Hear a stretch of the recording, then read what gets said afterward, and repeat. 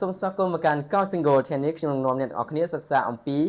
ពណ៌នៅក្នុងភាសាចិនផងដែរអូខេអញ្ចឹងពណ៌នៅក្នុងភាសាចិនយើងអានថា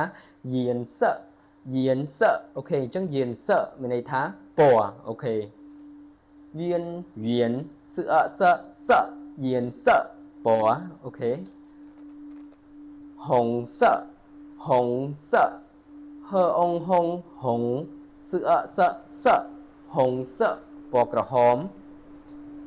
ឡានសពណ៌ខៀវលអានឡានសឡានសពណ៌ខៀវ绿色ពណ៌បៃតង绿色ពណ៌បៃតងលអ៊ីលស绿色ពណ៌បៃតង黄色ពណ៌លឿងហអងហងស黄色ពណ៌លឿង黑色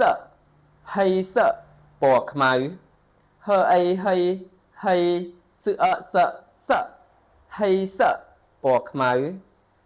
បាយសពណ៌សបាយសពណ៌សពអៃបាយស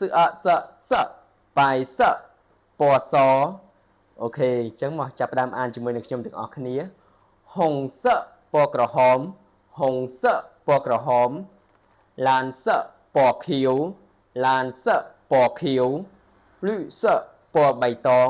绿色ពណ៌បៃតង黄色ពណ៌លឿង黄色ពណ៌លឿង黑色ពណ៌ខ្មៅ黑色